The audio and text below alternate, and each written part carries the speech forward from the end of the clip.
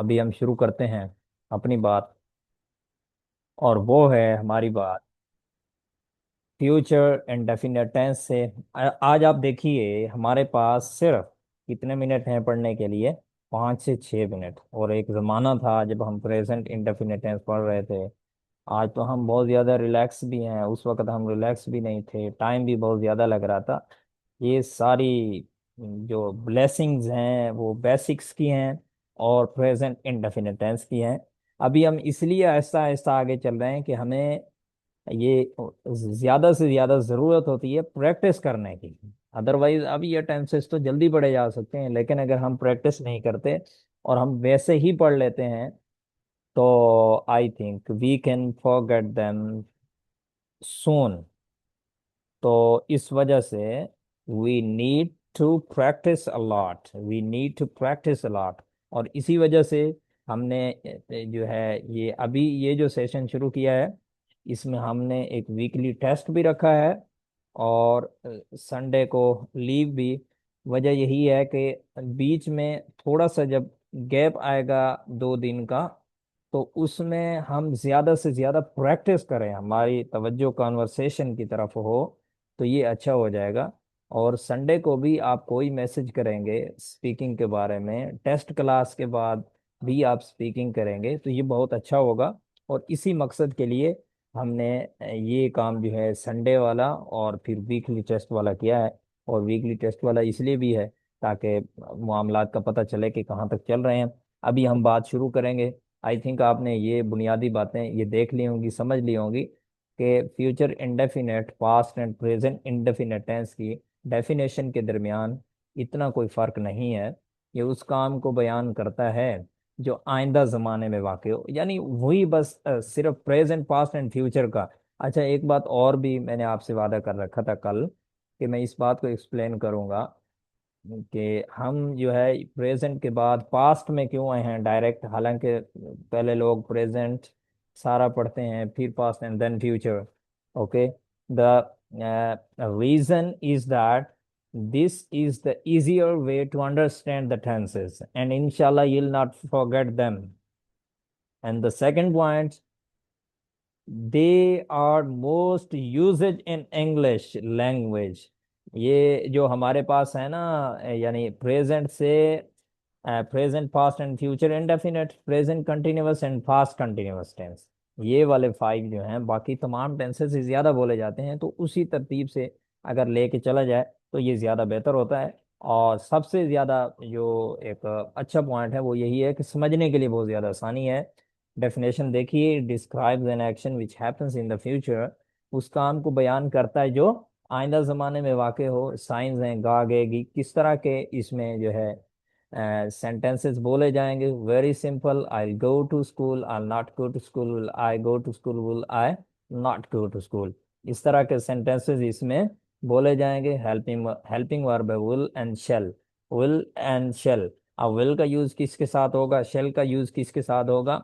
Note कीजिएगा बात को, बहुत सारे स्टूडेंट इस वजह से कंफ्यूज होते हैं कि सर विल का यूज किसके साथ करें, शेल का यूज किसके साथ करें। तो विल एंड शेल, इनका यूज तमाम सब्जेक्ट्स के साथ हो सकता है। अलबत्ता शेल का यूज आजकल ना होने के बराबर है और ज्यादातर विल का यूज किया जाता है, जो कि मैं भी करने की कोशिश करता हूँ और लोग भी। और बाकी शेल के बारे में कुछ लोग इसको आई एंड वी तक महदूद करते हैं, तो इसको बहुत ज़्यादा लिमिट्स में रखते हैं। ऐसी बात नहीं है, इसको बाकी भी आप अगर यूज़ करना चाहते हैं तो आप यूज़ कर सकते हैं, मतलब और सब्जेक्ट्स के साथ। चलें जी, आगे है long form and short form. Long form है will not and shall not, won't and shan't. आगे है अफर्मेटिव, नेगेटिव, इंटरोगेटिव वगैरह। अब जो पास्ट इंडेफिनेट का या प्रेजेंट इंडेफिनेट का, चलें आप प्रेजेंट इंडेफिनेट का ले लें। प्रेजेंट इंडेफिनेट टेंस का जो फार्मूला है और जो फ्यूचर इंडेफिनेट टेंस का ये फार्मूला आपके सामने है। इन दो में सिर्फ ये फर्क है कि प्रेजेंट इंडेफिनेट के अफर्मेटिव सेंटेंस में एच वी यानी हेल्पिंग वर्ब नहीं है और यहाँ पर हेल्पिंग वर्ब है। सिर्फ ये फर्क है, इसके अलावा बाकी इन तीनों में कोई फर्क नहीं है। आई थिंक आपने सुबहान अल्लाह बोला होगा, अगर नहीं बोला तो बोल लीजिए। अगली बात है जी फ्यूचर इंडेफिनिट टेंस कंजुगेशन। वही बात है पहले वाली, कि हम इसको पढ़ेंगे ज़्यादा से ज़्यादा फायदा होगा हमारा, और हमें बोलने का तरीका आएगा। We will be able to speak fluently इंशाअल्लाह ताला, without any problem, without any problem. You will have to read it again and again and again, as much as you can, जितना हो सकता है। You have to speak, you have to read it again and again. I was talking about conjugation and our future indefinite tense. Check the tense, check the sentence and go to formula. वैसे हमने तरतीब के साथ affirmative और negative को हमने translate किया था। आज अगर हम करें तो हमें चाहिए कि हम किसको करें, इंटेरोगेटिव सेंटेंस को। क्या हम एक अहम मौजू पर बात करेंगे, क्या हम एक अहम मौजू पर बात करेंगे। व्हाट इज द सेंटेंस, क्या हम एक अहम मौजू पर बात करेंगे, इसकी इंग्लिश क्या है। हमने ये देखना है कि इसको ट्रांसलेट करना है और इसकी इंग्लिश क्या है, ये बात है। तो इसको ट्रांसलेट करने के लिए, इसकी इंग्लिश को जानने के लिए हमने क्या करना है, हमने जाना है इन बातों की तरफ, यानी कि check the tense, check the sentence and go to formula.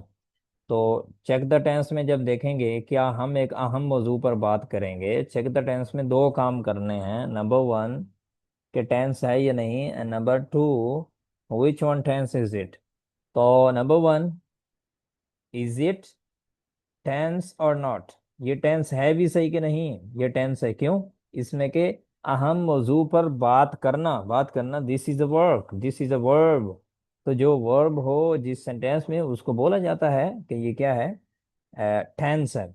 और दूसरी बात, कौन सा टेंस है, तो लास्ट पे गा गेगी, यानी ये काम फ्यूचर में होगा, तो हम बोलते हैं कि ये फ्यूचर इंडेफिनिट टेंस है। And number two, check the sentence, यानी फोर काइंड में से कौन सी है, ये इंटरोगेटिव है, जाहिर है कि इसमें सवाल है।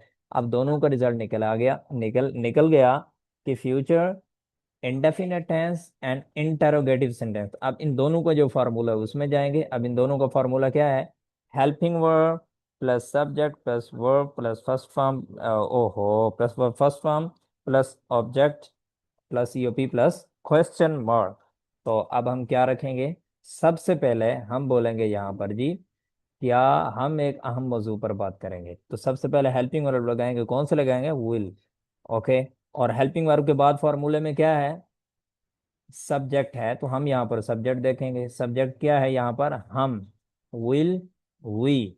अब ये सब्जेक्ट भी हो गया, फिर उर्दू में नहीं देखना, फिर किस में देखना है, फिर फॉर्मूले में देखना है। तो फार्मूले में क्या है, फॉर्मूले में क्या है, फॉर्मूले में है verb first form.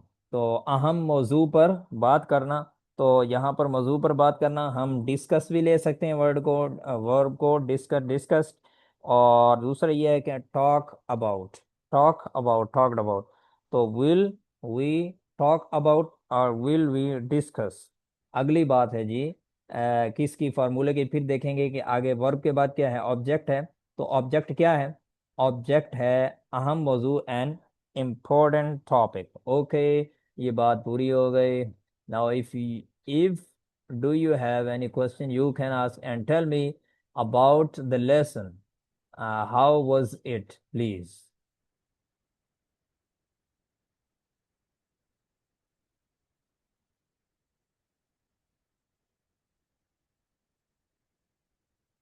Yes, I'm watching your comments. Is it easier or isn't?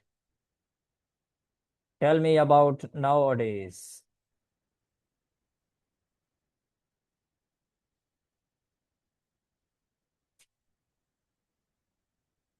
Sir, can I ask you transcribing? अच्छा, ये तो जवाब हो गया। Nice class, all good. It is very easier. No doubt, it is easiest, mashallah. You turn no question left. Thank you very much. Fawad, your neighbor. Okay. Will we talk about an important topic? And आएगा, हाँ जी हाँ जी, and आएगा and easy lesson sir, thank you very much. Haseeb Ahmed, Junaira जुमान।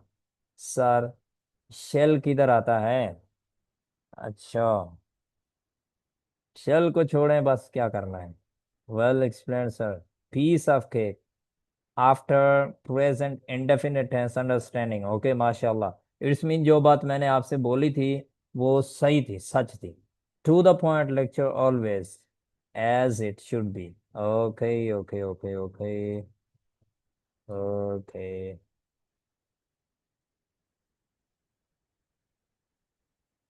अच्छा जी।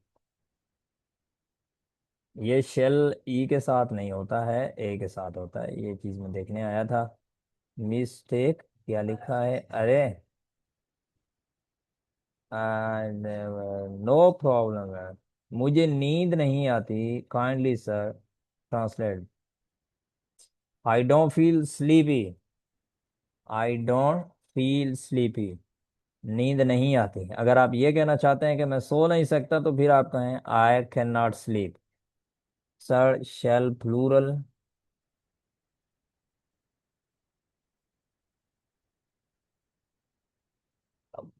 Shell जो है ना, शेल की कोई